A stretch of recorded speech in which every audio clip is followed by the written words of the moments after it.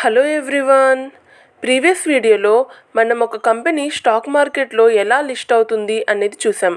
ఇంకా ఆ company funds rise చేయడానికి ప్రైమరీ మార్కెట్లో ఎలాంటి మెథడ్స్ యూస్ చేస్తుంది, ఆ ప్రొసీజర్స్ ఏంటి అనేది ఆల్రెడీ కవర్ చేసుకున్నాం.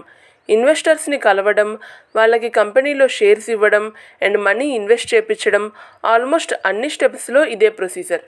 దీన్ని బట్టి ఏమర్థమవుతుంది? కంపెనీ షేర్ మార్కెట్లో లిస్ట్ అయ్యే టైంకే చాలామంది ఇన్వెస్టర్స్ అంటే షేర్ హోల్డర్స్ ఉంటారు అని. ఇక కంపెనీ స్టాక్ ఎక్స్చేంజ్లో లిస్ట్ అయ్యాక షేర్ హోల్డర్స్ ఆ షేర్స్ని అమ్మచ్చు, కొనచ్చు. షేర్ హోల్డర్స్ అంటే ఆల్రెడీ ఫస్ట్లోనే కంపెనీలో ఇన్వెస్ట్ చేసిన వాళ్ళు అవ్వచ్చు, ఆర్ ఐపీఓ తర్వాత ఇన్వెస్ట్ చేసిన మనలాంటి పబ్లిక్ అయినా అవ్వచ్చు. సింపుల్గా చెప్పాలంటే ఒక లిస్టెడ్ కంపెనీకి స్టాక్ ఎక్స్చేంజ్ అనేది ఒక మార్కెట్ ప్లేస్ లాగా. ఆల్రెడీ షేర్స్ ఉన్న వాళ్ళు షేర్స్ని అమ్ముతారు, కొత్తగా కావాలనుకున్న వాళ్ళు కొంటారు. వీటినే సెకండరీ మార్కెట్ ట్రాన్సాక్షన్స్ అని అంటాం. Secondary market transaction and primary market transaction మధ్య మెయిన్ డిఫరెన్స్ ఏంటంటే, ప్రైమరీ మార్కెట్లో ట్రాన్సాక్షన్స్ స్టాక్ ఇష్యూర్ అంటే కంపెనీకి, ఇన్వెస్టార్కి మధ్య డైరెక్ట్గా జరుగుతాయి. అదే సెకండరీ మార్కెట్లో ఆల్రెడీ షేర్స్ ఉన్న షేర్ హోల్డర్స్ అండ్ కొత్తగా ఇన్వెస్ట్ చేయాలనుకున్న మనలాంటి వాళ్ళ మధ్య జరుగుతుంది.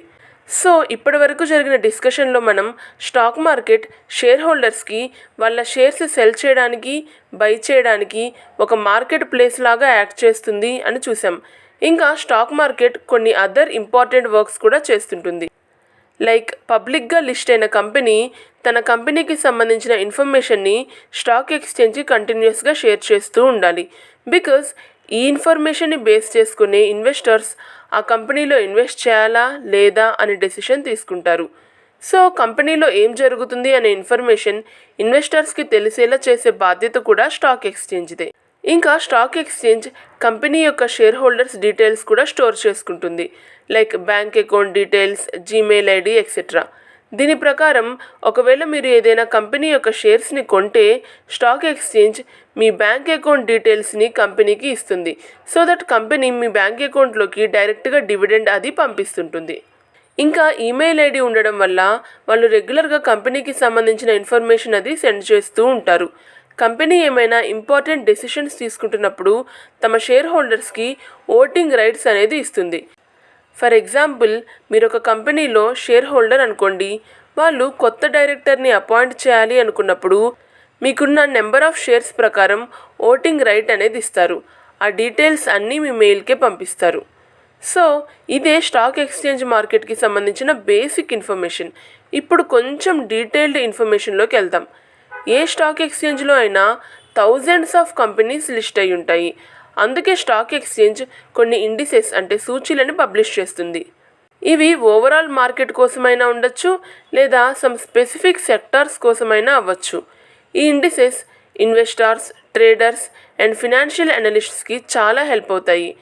బికాస్ ఇవి యూస్ చేసే వాళ్ళు ఇండియాలో స్టాక్ మార్కెట్ పర్ఫార్మెన్స్ ఎలా ఉంది, ఏ సెక్టార్ ఎలా పర్ఫామ్ చేస్తుంది అనేది అనలైజ్ చేస్తారు. సో ఇప్పుడు క్వశ్చన్ ఏంటంటే, ఇండిసెస్ అంటే అసలు ఏంటి, వీటిని ఎలా సెలెక్ట్ చేస్తారు చూద్దాం.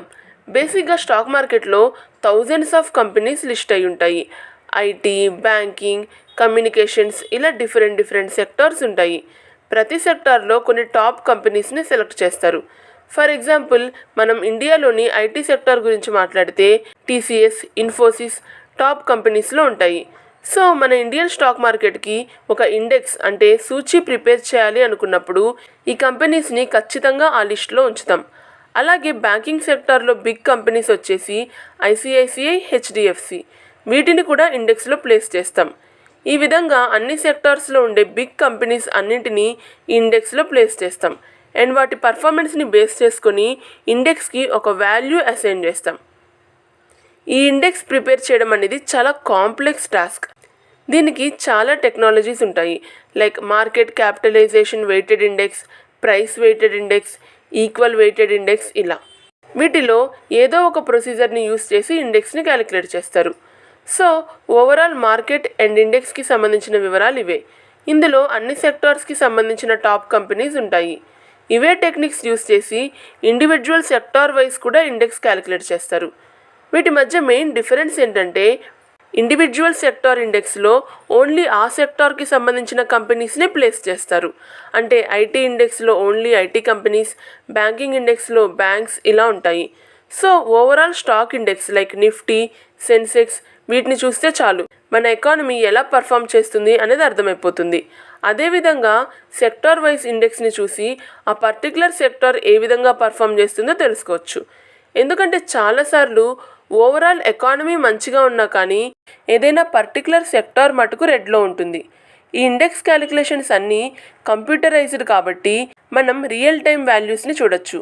అండ్ ఇండిసెస్ వాల్యూస్ని బట్టి మన స్టాక్ మార్కెట్ ఎలా ఉంది, ఓవరాల్ ఎకానమీ ఎలా ఉంది అనేది అంచనా వేస్తాం. ఒకవేళ ఇండెక్స్ కంటిన్యూస్గా పడిపోతుంటే మనం మార్కెట్ బేరిష్గా ఉంది అని చెప్తాం, అంటే మార్కెట్ లోగా పర్ఫామ్ చేస్తుంది అని. అదే ఇంక్రీజ్ అవుతుంటే మార్కెట్ బుల్లిష్లో ఉంది అని చెప్తాం, అంటే మార్కెట్లో గ్రోత్ ఉందని, స్టాక్స్ బాగా కొంటున్నారని అర్థం.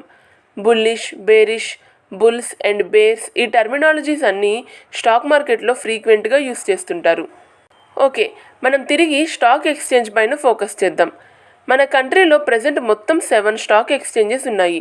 వాటి పేర్లే Bombay stock exchange, national stock exchange, Calcutta stock exchange, metropolitan stock exchange, multi commodity exchange, national commodity and derivatives exchange and last one Indian commodity exchange.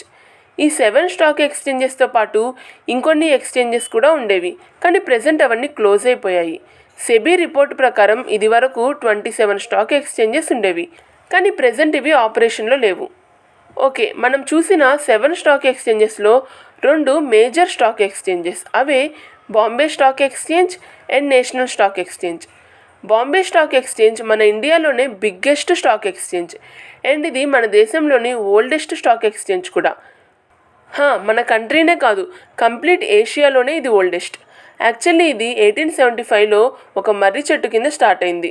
ఆ టైంలో బీఎస్ఈ పేరు the native share and stock brokers association అని ఉండేది. 2002 year వరకు ఒక regional stock exchange లానే ఇది work చేస్తూ ఉండేది. కానీ 2002 తర్వాత నుంచి ఇది ఒక నేషనల్ స్టాక్ ఎక్స్చేంజ్ అయింది. మార్కెట్ క్యాపిటలైజేషన్ని బేస్ చేసుకొని వరల్డ్లో టాప్ 10 స్టాక్ ఎక్స్చేంజెస్ ఏవి అనేది చూస్తే మన బీఎస్ఈ 10th నెంబర్లో ఉంటుంది. ఫస్ట్ నెంబర్లో న్యూయార్క్ స్టాక్ ఎక్స్చేంజ్ ఉంది. సెకండ్ ప్లేస్లో నాస్డాక్. ఇంకా రిమైనింగ్ నేమ్స్ని కూడా ఇక్కడ చూడొచ్చు. ఓకే, ఇప్పుడు మనం బీఎస్ఈ పబ్లిష్ చేసే ఓవరాల్ మార్కెట్ ఇండిసెస్ గురించి చూద్దాం. ఆ నేమ్స్ అన్నీ మీరు ఇక్కడ చూడొచ్చు.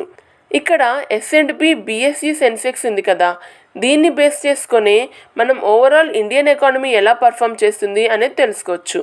ఇందులో 30 కంపెనీస్ ఉంటాయి. ఈ ఇండెక్స్ వాల్యూ పెరుగుతుంది అంటే ఓవరాల్ ఇండియన్ స్టాక్ మార్కెట్ పెరుగుతుందని, ఈ వాల్యూ తగ్గుతుందంటే స్టాక్ మార్కెట్ పడిపోతుందని అర్థం. ఈ ఇండెక్స్నే మనం కామన్ లాంగ్వేజ్లో సెన్సెక్స్ అని అంటాం. ఇదే కాదు, బీఎస్ఈలో ఇంకా చాలా ఇండెసెస్ అంటే సూచీలు ఉంటాయి.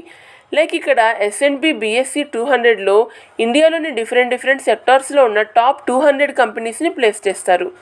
అండ్ ఇలాగే డాలర్ వర్షన్లో కూడా ఒక ఇండెక్స్ పబ్లిష్ అవుతుంది, దీన్నే డాలెక్స్ అని అంటారు. ఇంకా S&P BSE 500లో ఇండియాలో ఉన్న టాప్ 500 కంపెనీస్ని ప్లేస్ చేశారు. S&P BSE 100లో టాప్ 100 ఇండియన్ కంపెనీస్ని ప్లేస్ చేస్తారు. ఫస్ట్లో దీన్ని BSE నేషనల్ ఇండెక్స్ అని కూడా అనేవాళ్ళు.